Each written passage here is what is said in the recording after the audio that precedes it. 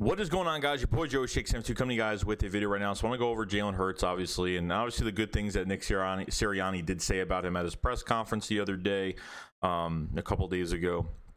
Really happy to see that Nick Sirianni thinks he is a leader. Has talked about, quote unquote, he's a relentless worker. If you ask him a question, he's on it. He's got all the intangibles right there. I think it's really going to be up to Nick Sirianni to develop him. I obviously know that Jalen Hurts does have to play well.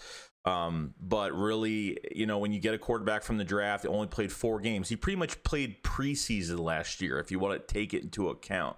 Okay, only played 4 preseason games last year, if you want to count that. And obviously mistakes were made, but this offseason did show me that they were building around Jalen Hurts, giving him as many weapons as possible. Now it's really down to development.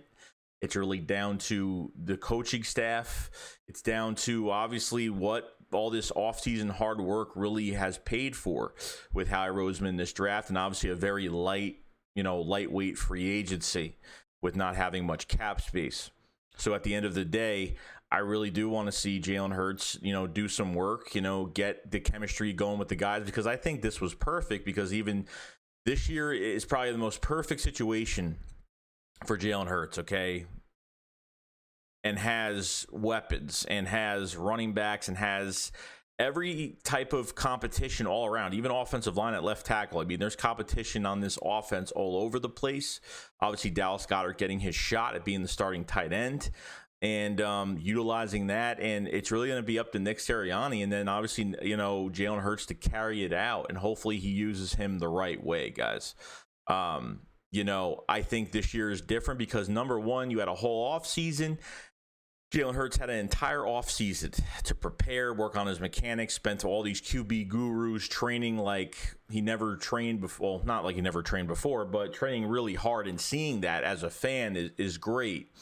I know people say that we overhype these things. Well, he's supposed to do that. Well, we know that, but he's really taken that leadership role. He's really taken a good step forward, and this is his team now, and he's going to gravitate players towards him. Everyone wants to play with him. Everyone just talks very, good, great things. I don't see any type of dysfunction on this roster at all. I really don't.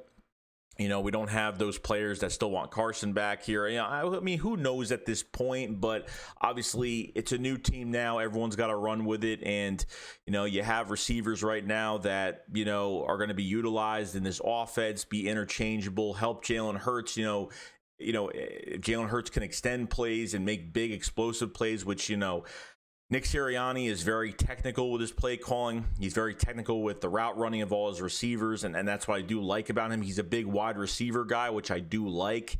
So I'm looking to see a big evaluation of all the wide receivers this year, not even just that, but which receivers are going to take a step forward for Jalen Hurts in this system. Okay, you have 8 running backs behind Jalen Hurts right now that obviously there's a lot of competition. You could use some guys for special teams. You could have 3 to 4 running backs that defenses have to prepare for that have 4 different skill sets. Okay, so there's a big difference there. But, when I don't hype quarterbacks up for no reason. I don't say things just to say them. Like, I feel how I feel, and that's it. Like, I don't know what Jalen Hurts is going to do this year. I really don't. Do I want him to be a failure? No, but he could fail, and he could be a success. We really don't know until it happens. And I'm putting my hands together and praying that he does work out, because I do not want to spend a first-round pick on a quarterback next year in the draft, and I really don't want to trade for one next year either and spend multiple picks. I would like to keep the 10 picks we have with the 3 potential first-round picks that we could have next year, plus you could have $30 to $50 million in cap space to do whatever you want with it.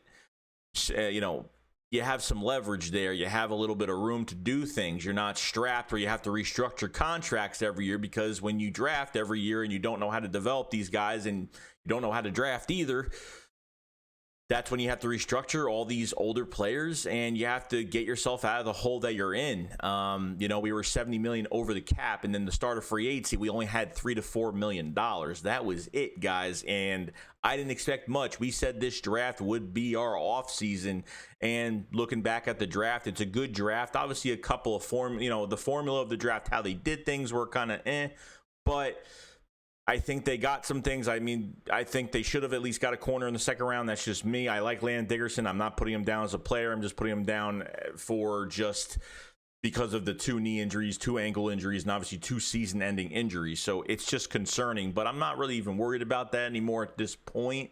I think offensive line is full of depth. Raven Clark, Andre Dillard, Jordan Mailata starting hopefully this year. Jack Driscoll, Nate Herbig. I mean, you can go down the line with there is depth, and a lot of teams don't have that. You know what I mean? Some teams, they spend so much money on other positions that they don't have that depth piece. They don't have those swing guys, for tackle or guard or whatever like that. So, like I said, when it comes to Jalen Hurts and obviously the rest of this roster, it's going to be up to Nick Sirianni. But in the end, it's going to be Jalen Hurts that's going to have to, do what Nick Sirianni says with these play calls and contribute to, what he's supposed to do. Okay, because at the end of the day, guys, he could be a success this year. He could be a failure. He could not work out. It could happen. But I don't get a vibe from this bad coaching staff. I don't get a bad vibe from our quarterback. I don't get a bad vibe from anything. I'm not seeing anything I'm not liking. Okay, like if I feel unsure about something, I'm going to say it. So really at the end of the day, guys, this is Jalen Hurts' team. He's going to take that leadership role and run with it. I'm excited.